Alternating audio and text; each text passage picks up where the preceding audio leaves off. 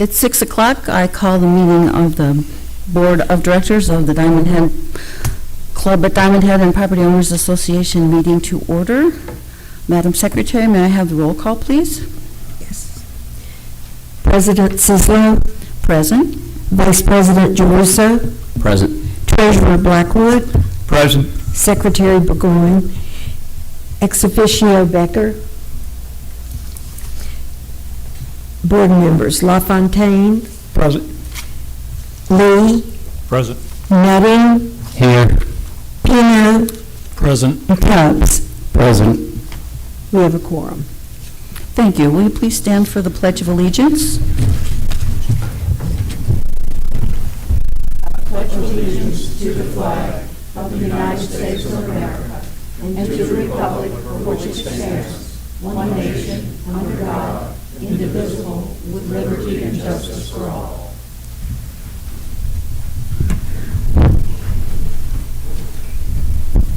Madam Secretary, may I please have approval of the minutes?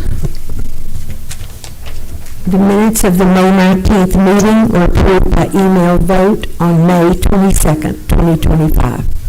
Thank you. May I have a motion, please, to approve the agenda for today or amend it if necessary? I make that motion. Director Nutting made the motion and was seconded by LaFontaine. Okay, the agenda will be as stand. President's report. First, I'd like to thank Michael Tubbs for serving as interim secretary. It was not an easy job, and it is dictated by Robert's Rules of Order, but Director Tubbs got us through the transition. Thanks a whole bunch, Michael.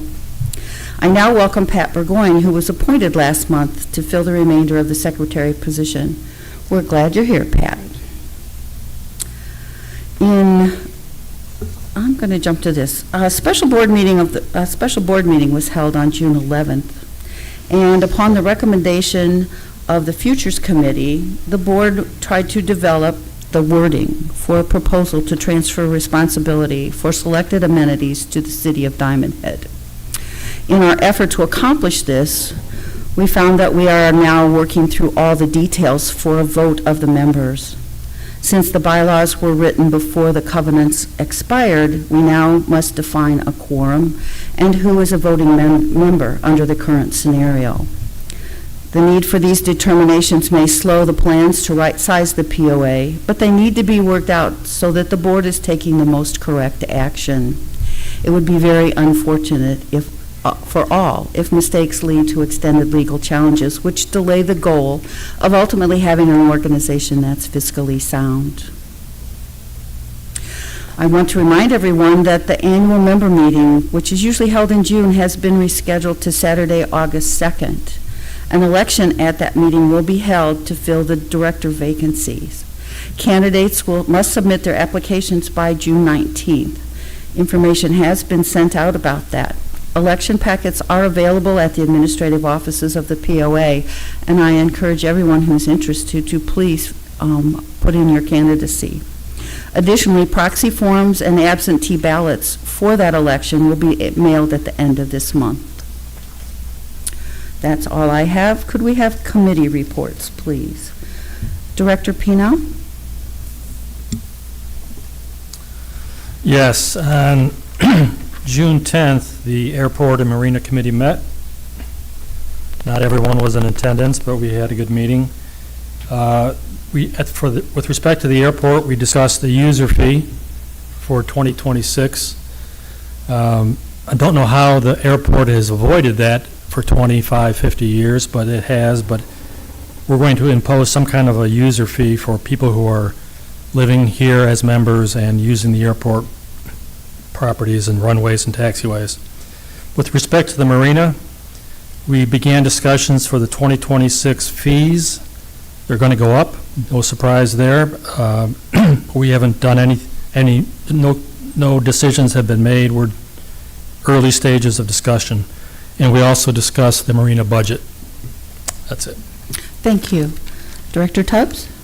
Yeah, the REC committee did meet the first week of this month. No open issues to bring to the board, no proposals this month. Spent a lot of time discussing the vision that this board published last meeting. and kind of talking through and beginning to collect feedback on the specifics of that. Of course, that vision's very high level, as you all know, and the devil's going to be in the details, and I think folks will be eager to kind of weigh in on those specifics when the time comes. But the board also talked about the survey that we brought forward as a proposal and the importance to that in terms of our rec portfolio and decisions that we make. That survey, as of 6 o'clock, I saw the email come through, is now open to membership. We will be sending out a hard copy if you're still the paper type. That'll be in the same mail out as the special director election. Folks, I can't express how important I think participation is in this particular effort.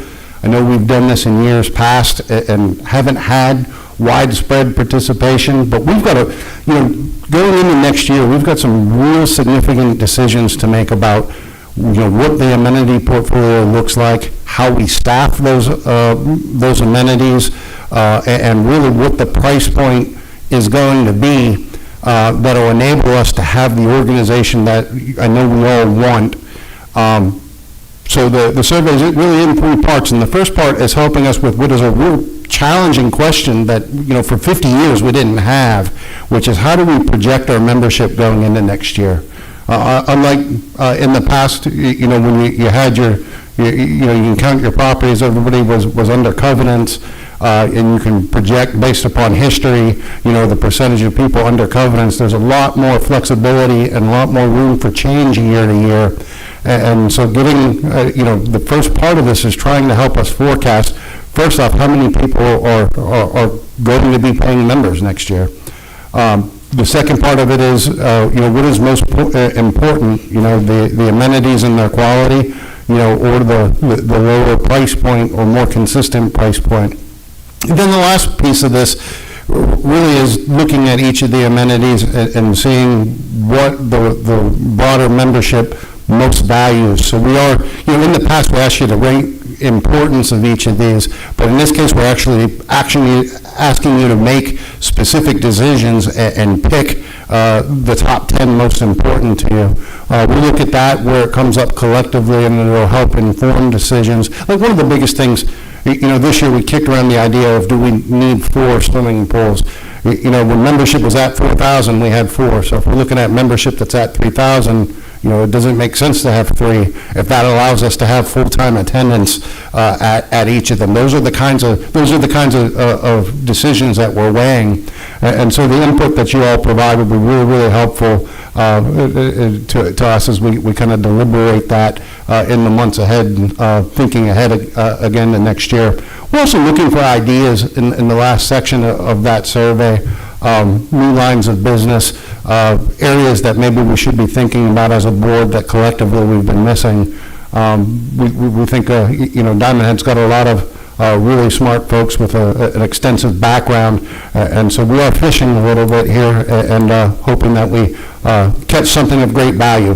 So I know I've said in the past, I'm not a big survey guy, but if you're going to take one this year, let it be this one, because it will be really helpful. So that's all I got, Nancy. Thank you. Okay, thank you. Director LaFontaine? Yes, the House Committee met on June the 5th. The committee agreed to form 2 subcommittees. The first subcommittee will concentrate on staff development and training. The second committee will focus on hospitality and memberships. The Oak Room is now undergoing a small facelift to kind of enhance the dining experience there. And we purchased in the process of purchasing a new ice bin for the kitchen. This upgrade in capacity will eliminate the cost of buying bag ice, and the savings will cover the cost of this new bin within the next 12 months. So it's a good investment. Happy hour continues to be successful, with the members enjoying cocktails on the patio and in latitude 30. And the plan is now being implemented to address the ballroom storage issues finally. And this will be in a coordinated effort between the House and Facilities Committee. Thank you. Director Stewart, nothing, sir? Do you have I'll anything? defer to the committee chairs. Okay. Vice President Jerusalem? Thank you. Safety and facilities met this month, and the main topic of conversation was the kitchen floor, which is currently in disrepair, and a a hazard due to having a low slip coefficient for the kitchen staff. The facility supervisor is obtaining bids with several options to get this issue resolved for us to present to the board. We hope with these options we can present current fixes that's going about in this day and age, which is a little bit more expensive but has a longer shelf life, and some older options that are a little bit more cost effective but don't quite have the shelf life that the current flooring systems do have. And that's about it. Thank you. I'm going to report on the Futures Committee. The Futures Committee met early June to review the status of the vision strategy that was shared last month.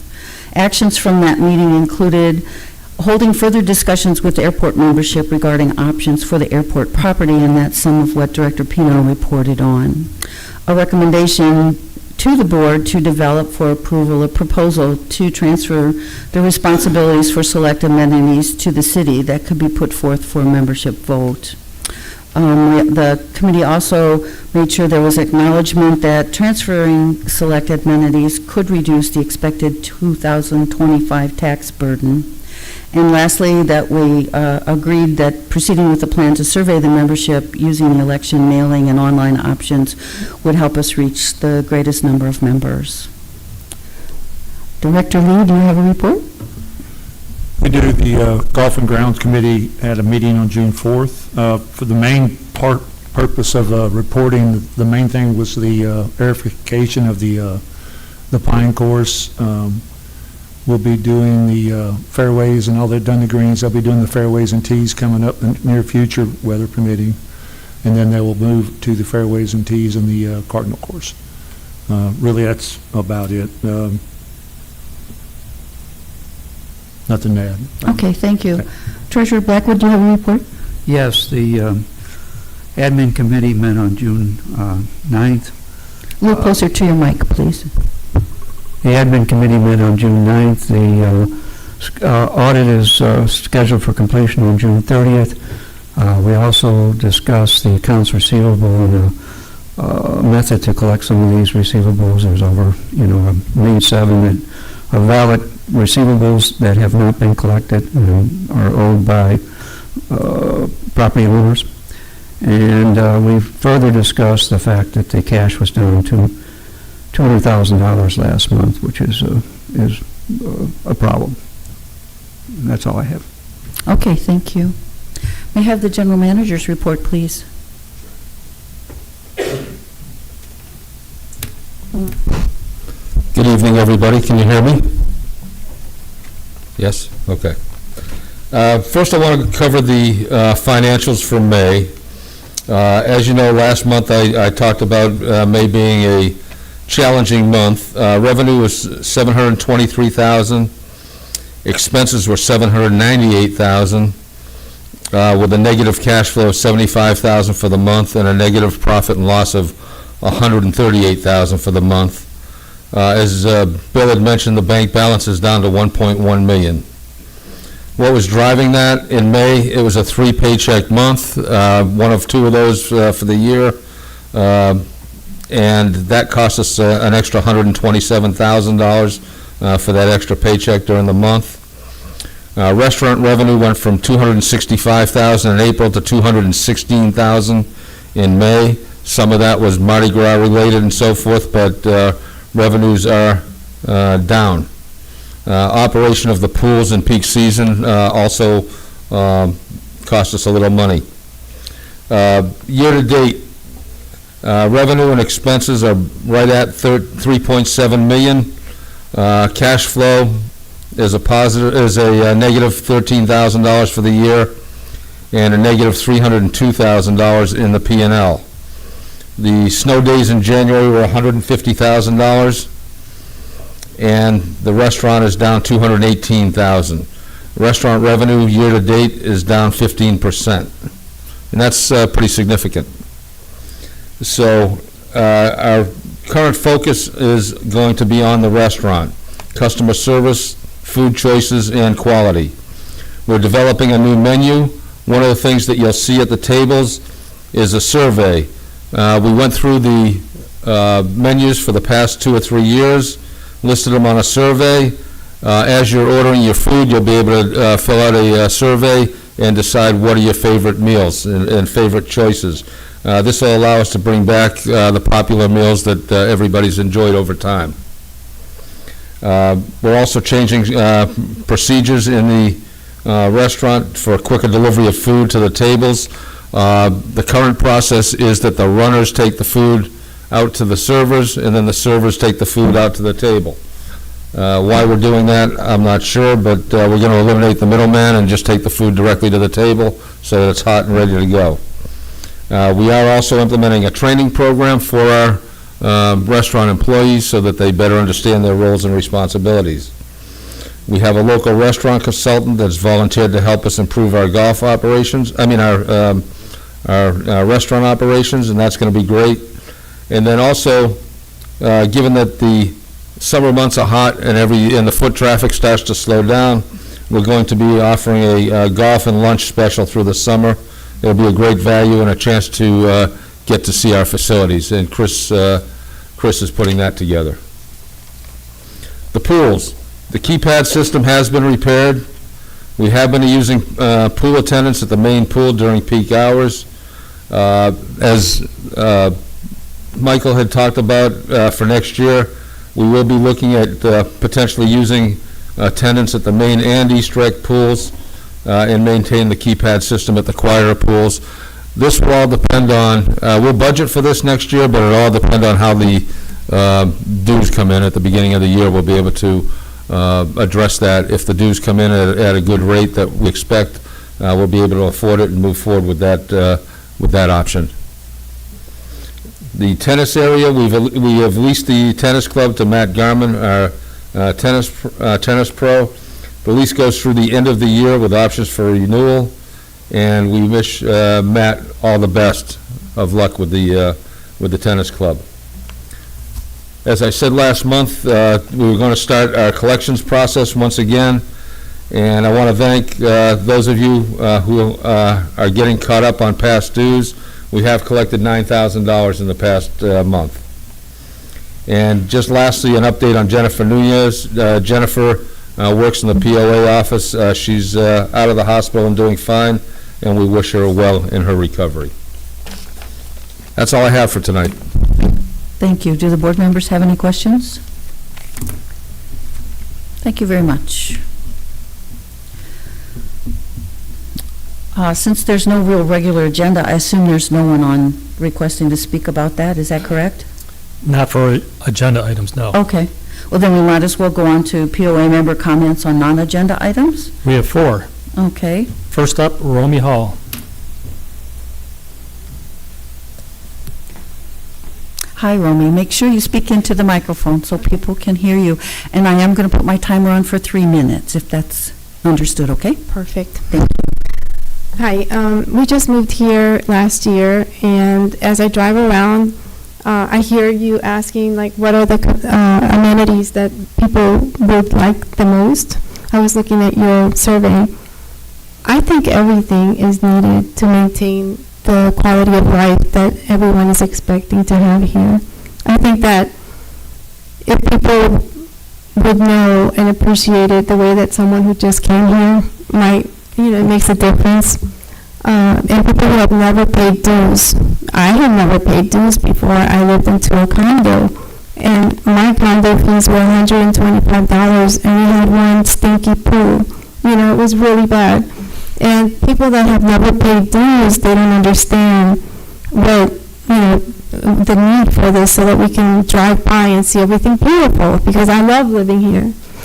So I had some ideas that I can tell Rick later, because I have a meeting with Rick about a fundraiser. You can have the Republican Party just had a huge fundraiser where people paid a lot of money for plates.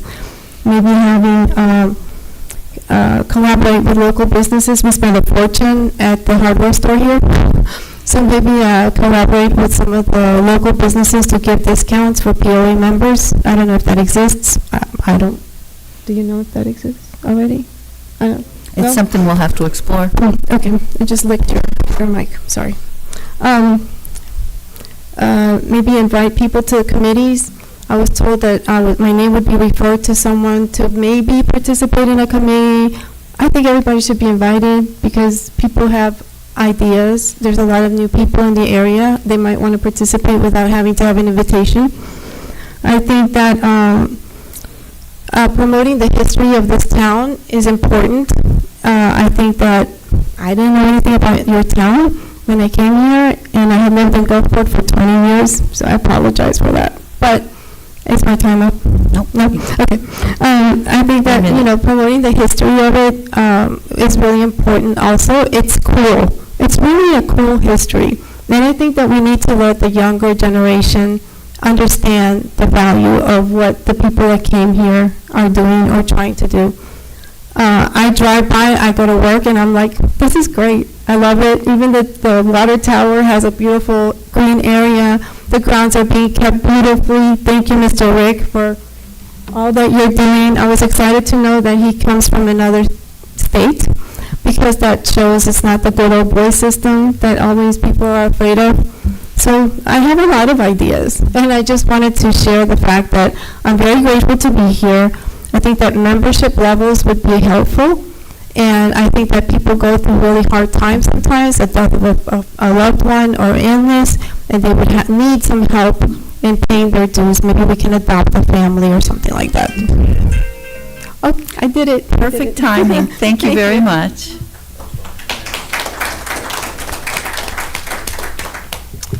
Next up, Paulette Snyder.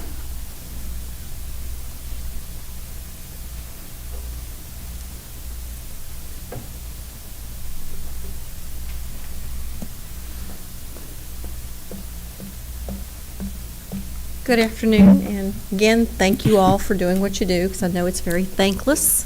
Is it not? You can't hear me? That's better. amazing. Thank you. Right So- into it. Right into it. So first, I want to thank you all, in case no one heard.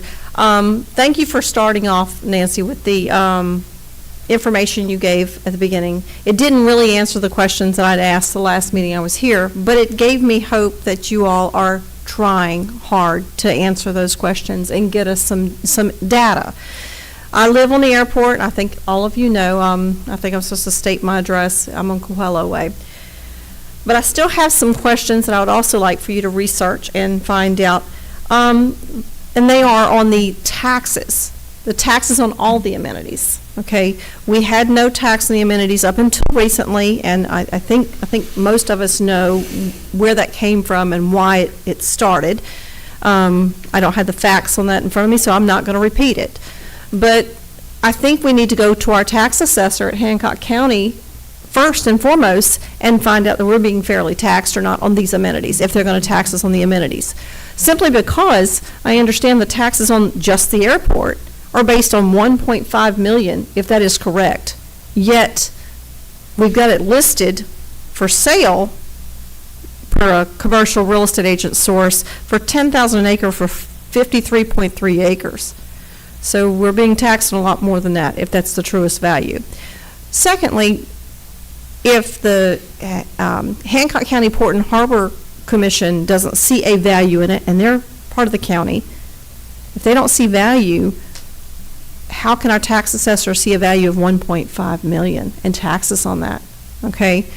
Of course, my belief is it's best for us to be governed, the airport only, I'm not talking about all the other amenities, to be under the Port and Harbor Commission if they would ever take us on, because they know what they're doing with Port and Harbor and they know what they're doing with transportation like the airport. Now the other amenities, I would love to see all of them survive.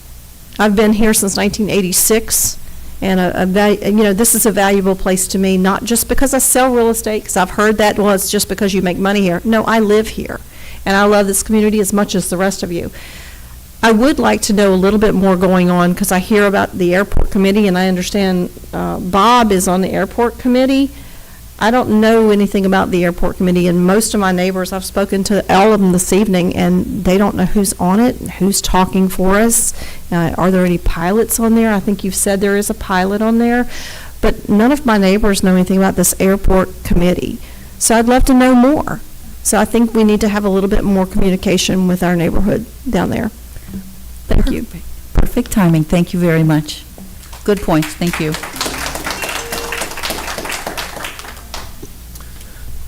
Next, Keith Petoni.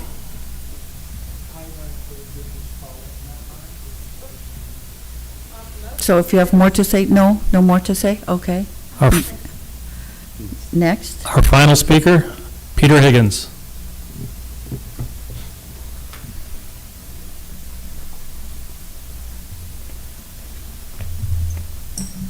Hi, my name is Peter Higgins, and good evening, POA Board. For the last... Excuse me, point your microphone up so people can hear you. Throw it up here a little bit. There you go, perfect. I read in the President's report this last month that there is consideration for selling the Twin Lakes property along with the Twin Lakes Pavilion. And I object to that, mainly because there's so many people that are using that area. I can't imagine that the taxes on the land part of that property are that prohibitive that we can't pay the taxes on them and keep that property. If the pavilion is the issue for liability or other reasons, may I suggest that we dismantle the pavilion and just keep the property so that there's the walking trail, the parking lot. It's used so much. That's really all I had. Okay. Thank you. Thank you very much for your consideration, taking your time.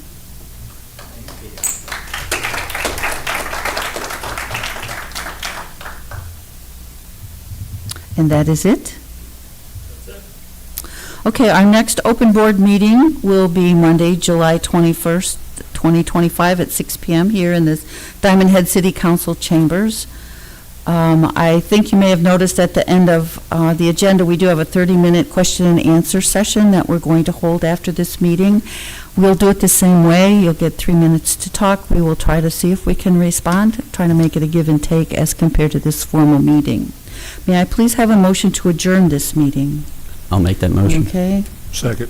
and seconded by Director Lee. Anyone opposed? All those in favor?